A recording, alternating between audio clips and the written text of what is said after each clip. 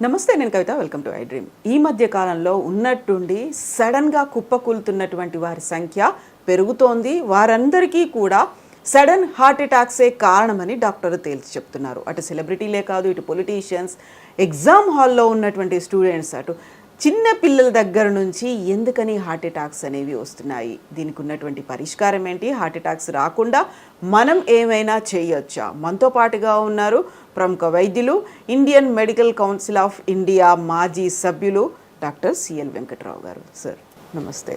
So మనం బోల్డ్ అంతమంది సెలబ్రిటీలను చూసాము, పొలిటీషియన్లను చూసాము. ఈ మధ్య కాలంలో స్కూల్లో ఉన్నటువంటి పిల్లలు ఎగ్జామ్ రాస్తూ చనిపోతున్న వాళ్ళు అందరికీ హార్ట్ అటాక్స్ కారణము అనేది ఎంత పర్సంటేజ్ పెరిగింది సార్ గతంతో పోలిస్తే ఈ మధ్య కాలంలో ఇలాంటి నెంబర్ అనేది? గుండె జబ్బులు, హార్ట్ అటాక్లు, గుండెపోటు విపరీతంగా పెరిగిపోయినాయి. పూర్వము వృద్ధాప్యంలో వచ్చాయి, ముసలి వారికి వచ్చాయి. ఇప్పుడేంటి, మధ్య వయసు వారికి, కుర్రోళ్ళకి, పెళ్ళి కాని వాడికి, పెళ్ళి అవగానే ఇంకా మొదటి సంవత్సరమే పెళ్ళి అవగానే రావటం, చిన్నపిల్లలకు రావటం, ఇవన్నీ కూడా కలియుగ మహత్యం అనుకోవాలి. కలియుగం పిల్లలకే జబ్బులు, నడి వయసులోనే జబ్బులు. ఆ బెంగళూరులో అయితే పునీత్ రాజ్ కుమార్ అని ప్రముఖ కన్నడ నటుడు. కొంతమంది ఏమనుకుంటారంటే, రోజు జిమ్కి వెళ్తున్నా నాకు గుండె జబ్బు రాదు అని ఆహా ఓహో అనుకుంటారు. ఆ మహానుభావుడు కూడా రోజు జిమ్ చేసేవాడు. జిమ్ చేస్తుండగానే గుండెపోటు వచ్చింది. హాస్పిటల్లో చేరాడు, ఏం కాపాడలేకపోయాం. అతనికి ఏమి చెడ్డ అలవాట్లు లేవు. పొగ తాగడు, మందు తాగడు, ఏమీ లేకుండా మరణించాడు. ఇంకొక ఆయన వైఎస్ఆర్సీపీ ప్రభుత్వంలో మంత్రిగా ఉన్నాడు, గౌతమ్ రెడ్డి అని. ఆయన ఎట్టంటే రోజు జిమ్ తప్పనిసరి. వేరే ఊరికి ఎక్కడికైనా టూర్ వెళ్ళినా ఆయన ముందు జిమ్ ఉందా లేదా ఏర్పాట్లు అన్నీ చేసుకుని అక్కడ జిమ్ చేసేవాడు. ఆయన కూడా మనకు దక్కకుండా పోయాడు. హార్ట్ అటాక్ వచ్చింది, హాస్పిటల్కి వెళ్ళినా కూడా కాపాడలేని పరిస్థితి. చిన్నపిల్లల్లో గుండె జబ్బులు ఉన్నాయంటే మేనరికపు వివాహాల వల్ల గుండె జబ్బులు అధికంగా వస్తాయి. కనుక ఎవ్వరు కూడా మేనరిక వివాహాలు, అక్క కూతుర్ని, మేనత్త కూతుర్ని పొరపాటును కూడా చేసుకోకూడదు. ఇంట్లో ఉండే మన అమ్మ నాన్న లేకపోతే తాత అమ్మమ్మ ఏదో ఒత్తిడి చేసి నువ్వు ఆ అమ్మాయిని చేసుకోకపోతే, అక్క కూతుర్ని చేసుకోకపోతే, మేనగోళ్ళని చేసుకోకపోతే, నా కంఠంలో ప్రాణం ఉండగా జరగకపోతే నేను చచ్చిపోతానని వాళ్ళు బలవంతం చేస్తారు. కనుక ఎట్టి పరిస్థితుల్లో 600 మేనరికపు వివాహాలు చేసుకుని మనం పుట్టే పిల్లలకి అన్యాయం చేస్తున్నాం. రోగగ్రస్తులైన పిల్లలు బుద్ధిమాంద్యంతో పుడతారు. కాళ్ళు చేతులు నడుము వంగిపోయి ఉంటుంది, గుండెలో రంధ్రాలు, మెదడు చిన్నదిగా ఉంటుంది లేదా పెద్దది ఉంటుంది, జ్ఞాపక శక్తి ఉండదు, చదువు సంధ్యలు సరిగా రావు, బుద్ధిమాంద్యంతో పుడతారు. కనుక మేనరికపు వివాహము మహాపాపము, ఎవ్వరు కూడా చేసుకోవద్దు. హిందువులైనా, ముస్లింలైనా, క్రైస్తవులైనా ఎవ్వరూ చేసుకోవద్దు. ఇప్పుడు ఇక కోవిడ్కి, హార్ట్ అటాక్కి, గుండెపోటుకి ఏమైనా సంబంధం ఉందా అంటే, ముఖ్యంగా 2వ వేవ్లో కోవిడ్ వచ్చిన వాళ్ళకి, ఎవరికైతే ఆక్సిజన్ శాతం తగ్గి హాస్పిటల్లో చేరారో వాళ్ళకి హార్ట్ అటాక్ వచ్చే అవకాశం ఎక్కువ. ఇంకా కొంతమంది పుకార్లు పుట్టించారు, ఏది మనం తీసుకున్న టీకాలకి గుండెపోటుకి ఏమైనా సంబంధం ఉందా అని. ప్రపంచ ఆరోగ్య సంస్థ నిరూపించింది, మనము తీసుకున్న టీకాలు, వ్యాధి నిరోధక కోవిడ్ టీకాలు, కోవాక్సిన్ కానీ కోవిషీల్డ్ కానీ, వాటి వల్ల హార్ట్ అటాక్ రాబోదు అని నిరూపించారు. టీకాల వల్ల హార్ట్ అటాక్ రాదు, కానీ కోవిడ్ జబ్బు తీవ్రంగా వచ్చిన వాళ్ళకి మాత్రం హార్ట్ అటాక్ వచ్చే అవకాశం ఉందనేది కొంత నిరూపణ జరిగింది. అసలు ఈ హార్ట్ అటాక్ అంటే ఏంటంటే, గుండె కండరాలకు రక్తం సరఫరా చేయడానికి కరోనరీ అనే ధమనులు ఉంటాయి, 3 ఉంటాయి ధమనులు. వాటిలో కొవ్వు పేరుకుపోయినప్పుడు రక్త సరఫరా ఆగిపోయి, ఆ గుండె కండరాలకు రక్త సరఫరా ఆగిపోయి, ఆ కండరాలు కుళ్ళిపోయి హార్ట్ అటాక్ వస్తుంది. అంటే మూల కారణం మన శరీరంలో, రక్తంలో చెడు cholesterol, bad cholesterol, LDL cholesterol అనేది అధికంగా ఉండటం వల్ల గుండెపోటు, హార్ట్ అటాక్ వస్తుంది.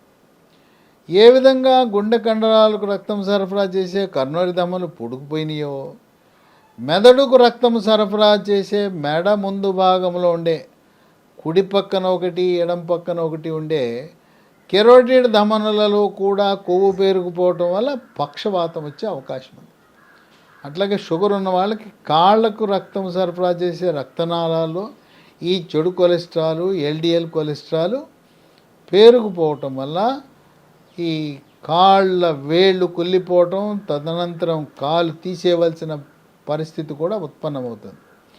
ఈ కొవ్వు పేరుకుపోయిన తర్వాత దాని మీద ప్లేట్లెట్ కణాలు జారుతాయి, దాని మీద ఎర్ర కణాలు వస్తాయి, దాని మీద తెల్ల కణాలు వస్తాయి, అక్కడ గడ్డగట్టేస్తుంది, రక్తం గడ్డగట్టింది. అంటే కొవ్వులోకి వచ్చి గుచ్చుకుని ఇవి అన్నీ కూడా గడ్డగట్టేసి రక్తం గడ్డగట్టి ఆ విధంగా హార్ట్ అటాక్ రావటానికి కారణమైంది. ఈ చెడు కొలెస్ట్రాల్ని, ఎల్డిఎల్ బ్యాడ్ కొలెస్ట్రాల్ని నియంత్రిస్తే హార్ట్ అటాకులు రాకుండా ఉంటాయి. దీంతోపాటు ట్రైగ్లిజరైడ్ అనేది కూడా ఉంటుంది, అది కూడా గుండెపోటు రావడానికి కారణం. కనుక పూర్తిగా విలన్ ఎవరంటే ఈ ఎల్డిఎల్ కొలెస్ట్రాల్, చెడు కొలెస్ట్రాల్, బ్యాడ్ కొలెస్ట్రాల్. కొంతమందికి స్థూలకాయం ఉంటుంది, భారీ కాయం, వాళ్ళకి చెడు కొలెస్ట్రాల్, బ్యాడ్ కొలెస్ట్రాల్ అధికంగా ఉండే అవకాశం ఉంటుంది. అసలు ఈ భారీ కాయానికి కారణము మెడ ముందు భాగాన సీతాకోకచిలుక ఆకారంలో ఉండే థైరాయిడ్ గ్రంథి సరిగా పనిచేయని వారికి బరువు పెరుగుతారు. వాళ్ళకి చెడు కొలెస్ట్రాల్, బ్యాడ్ కొలెస్ట్రాల్, ట్రైగ్లిజరైడ్ కూడా పెరిగే అవకాశం ఉంది. కనుక ప్రతి ఒక్కరూ కూడా సంవత్సరానికి ఒకసారి మాస్టర్ హెల్త్ చెకప్ చేయించుకున్నప్పుడు థైరాయిడ్ రక్త పరీక్ష కూడా చేయించుకోవటం మంచిది. అలాగే లావు ఎక్కువ ఉన్నవారు, చెడు కొలెస్ట్రాల్ అధికంగా ఉన్నవారు ఇప్పటి వరకు మీరు థైరాయిడ్ పరీక్ష చేయించుకోకపోతే T3, T4, TSH రక్త పరీక్ష చేయించుకోండి. లేదా ల్యాబొరేటరీకి వెళ్ళి థైరాయిడ్ రక్త పరీక్ష చేయమండి, చేస్తారు. దీనికి ఏమి డాక్టర్ దగ్గర నుంచి లాంఛనంగా ఈ థైరాయిడ్ రక్త పరీక్షకి ప్రిస్క్రిప్షన్ కూడా ఏమి అవసరం లేదు. TSH అనేది పెరిగితే థైరాయిడ్ లోపం అని గుర్తించి థైరాయిడ్ ట్యాబ్లెట్ వాడితే కొలెస్ట్రాల్, బ్యాడ్ కొలెస్ట్రాల్ నియంత్రణలోకి వస్తుంది, బరువు కూడా తగ్గుతారు. అసలు ఈ థైరాయిడ్ సరిగా పనిచేయకపోవడానికి కారణం ఏంటంటే మనం తీసుకునే ఆహారంలో అయోడిన్ లోపము. అందువల్ల అయోడిన్ లోపం లేకుండా చూసుకోవడానికి మన టేబుల్ మీద ఉండే టేబుల్ సాల్ట్, మెత్తటి ఉప్పు, అయోడిన్ కలిగి ఉన్న ఉప్పును మాత్రమే వాడాలి. చాలా నకిలీ కంపెనీలు ఉన్నాయి, కలియుగ మహత్యం అంతా కల్తీలే. మంచి కంపెనీ అంటే టాటా అయోడైజ్డ్ ఉప్పు, అన్నపూర్ణ అయోడైజ్డ్ ఉప్పును వాడండి. అయోడిన్ కలిగి ఉన్న ఉప్పును వాడితే థైరాయిడ్ సమస్యలు వచ్చే అవకాశం తక్కువ. కొంతమంది అంటారు, అయ్యా మా మెడ ముందు ఏమీ వాపు ఉండలేదు కదా, ఏమీ కనపట్టలేదు కదా, గడ్డ లేదు కదా, థైరాయిడ్ లోపం ఉంటుందంటావా అంటారు. మనకు తెలవకుండానే థైరాయిడ్ లోపం అనేది ఎక్కువగా స్త్రీలకు ఉంటుంది, పురుషులకు కూడా రావచ్చు, పిల్లలకు రావచ్చు, పెద్దవాళ్ళకు కూడా వచ్చే అవకాశం ఉంది. ఈ అసలు గుండెపోటుని తొలి దశలో గుర్తించడం ఎలా? దానికి 3 పరీక్షలు ఉన్నాయి. ఈసీజీ పరీక్ష. ఈసీజీని పూర్తిగా నమ్ముకోకూడదు. గుండెపోటు ఉన్న వాళ్ళందరికీ ఈసీజీలో మార్పులు ఉండవు. రెండవది 2D ఎకో పరీక్ష, అంటే గుండెకు స్కానింగ్ చేసే పరీక్ష, దాన్ని 2D ఎకో పరీక్ష అంటారు. దాంట్లో గుండె ఎంత గట్టిగా కొట్టుకుంటుంది, పంపింగ్ కెపాసిటీ ఎంత ఉంది అనేది తెలిపేదాన్ని ఈఎఫ్ అంటారు. ఈఎఫ్ అంటే ఎజెక్షన్ ఫ్రాక్షన్, ఈఎఫ్. అది సాధారణంగా 60-70 ఉండాలి. ఎవరికైతే 50 కంటే తక్కువ ఉందో గుండె యొక్క ఆ కండరాల పనితీరు బాగలేదని అర్థమవుతుంది. ఈ 2D ఎకోలో మార్పులు కానీ ఈసీజీలో మార్పులు ఉన్నవారు TMT అనే ట్రెడ్మిల్ పరీక్షను చేయించాలి. బెల్ట్ మీద ముందు నడిపిస్తారు, వేగం పెంచుతారు, పరిగెత్తిస్తారు. ఆ టీఎంటీ ట్రెడ్మిల్ పరిగెత్తే పరీక్షలో ఏమైనా మార్పులు గమనిస్తే యాంజియోగ్రామ్ అనే పరీక్ష చేయించుకోమని గుండె డాక్టర్ సలహా ఇస్తారు. ఇప్పుడులో యాంజియోగ్రామ్ అంటే చాలా సులభతరమైంది. పూర్వకాలం అయితే ఈ గజ్జల్లో గుచ్చేవారు, గుచ్చి ఓ రోజంతా పడుకోబెట్టేవారు ఐసీయూలో, తర్వాత ఒక ఇసుక మూట పెట్టేవారు. ఇప్పుడు అవన్నీ పోయినాయి, అసలు గజ్జల్లో గుచ్చాల్సిన పని లేదు.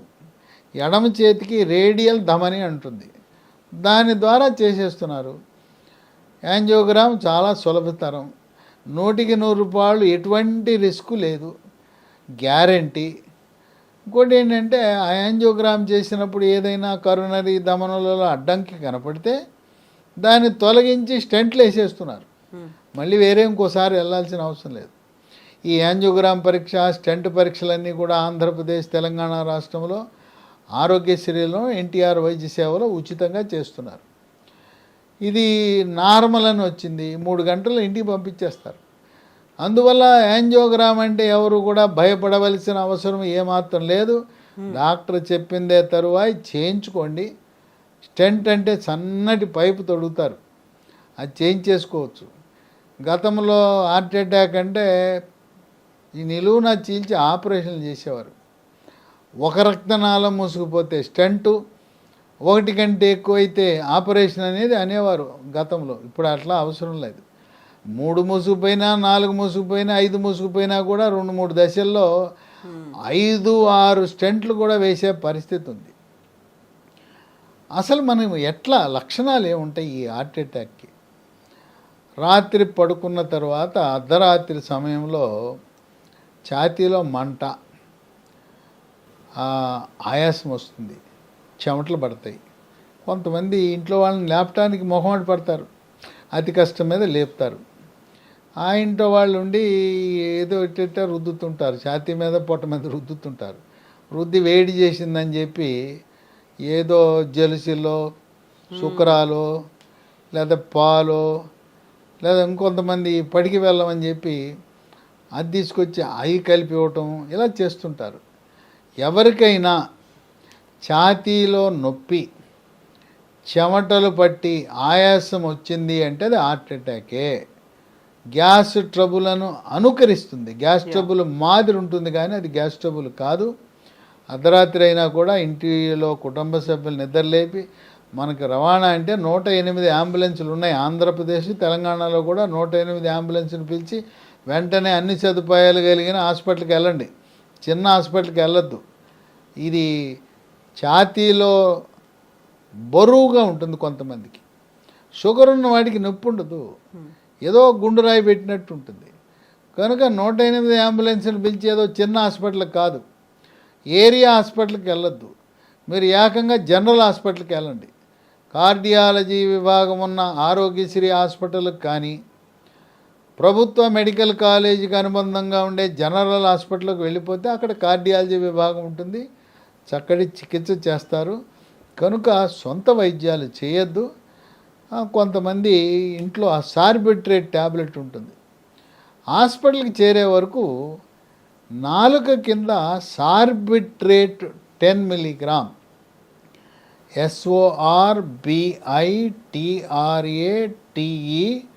10 మిల్లీగ్రామ్ ట్యాబ్లెట్ నాలుగు కింద పెడితే కొంత ఉపశమనం వస్తుంది. అంటే కొంత సమయాన్ని మనము కొంత ఉపయోగపడుతుంది. కనుక ఎవరు కూడా ఇదేమి ముందు నష్టమో, ఈ హార్ట్ అటాక్లన్నీ కూడా తెల్లవారుజామున వస్తాయి. ఆ తెల్లవారుజామున అందరూ నిద్రలో మునిగిపోయిన సమయంలో కొంతమంది మొహమాట పడతారు. ఎవరు మొహమాట పడద్దు. మరీ ముఖ్యంగా షుగర్ ఉన్నవాళ్ళు, స్థూలకాయం ఉన్నవాళ్ళు, బీపీ ఉన్నవాళ్ళు, ఇలాంటి పరిస్థితి, ఛాతీలో నొప్పి, మంట, బరువు, చెమట, ఆయాసం. ఇంకో కొంతమందికి గాలి చాలని అభిప్రాయం ఉంటుంది. గాలి ఆడటంలో కిటికీలు తెరువు, తలుపులు తెరువు, గాలి ఆడటంలో ఫ్యాన్ వేయమంటాడు.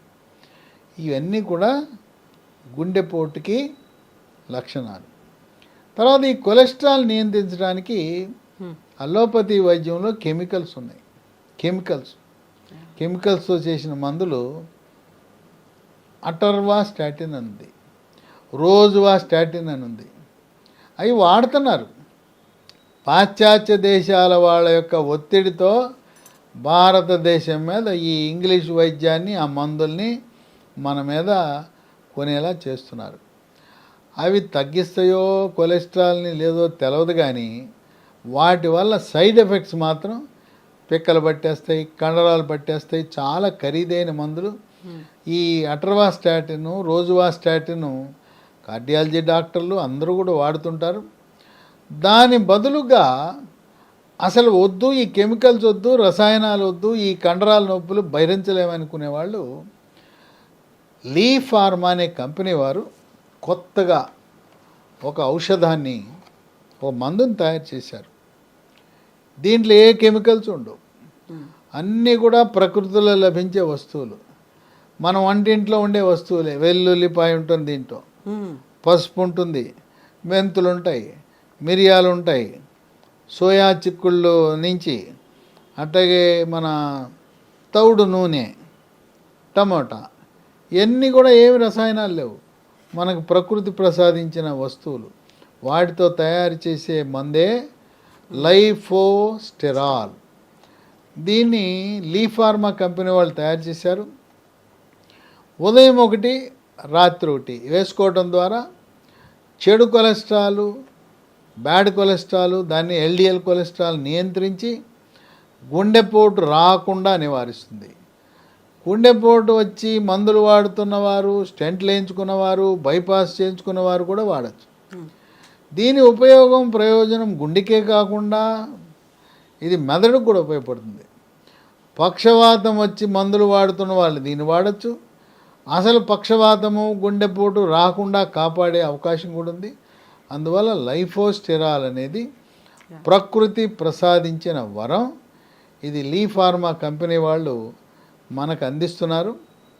మరి ఇది వాడేటప్పుడు అది కూడా వాడాలంటే మీరు ఇప్పటికీ అటర్వాస్టాటిన్, రోజువాస్టాటిన్ వాడుతూ ఉంటే దాన్ని నిలుపుదల చేసి ఇది వాడుకోవచ్చు. దాని స్థానంలో ఇది వాడచ్చు. ఎల్డిఎల్ కొలెస్ట్రాల్, చెడు కొలెస్ట్రాల్ అపరిమితంగా పెరిగి ఉంటే, ట్రైగ్లిజరైడ్ అధికంగా ఉంటే రోజుకు 2తో ప్రారంభించి మళ్ళీ లిపిడ్ ప్రొఫైల్ టెస్ట్ చేయించి కొంత తగ్గితే 1 సరిపోతుంది. ప్రారంభంలో రోజుకు 2. అయితే లిపిడ్ ప్రొఫైల్ టెస్ట్ చేయించుకునేటప్పుడు ఒక జాగ్రత్త వహించాలి. ఏమీ తినకుండా పూర్తిగా పరగడుపునే చేయించుకోవాలి. ఏమైనా టిఫిన్ చేయించుకుని తిన్న తర్వాత వెళ్ళి లిపిడ్ ప్రొఫైల్ టెస్ట్ చేస్తే తప్పుడు రిపోర్ట్ వస్తుంది.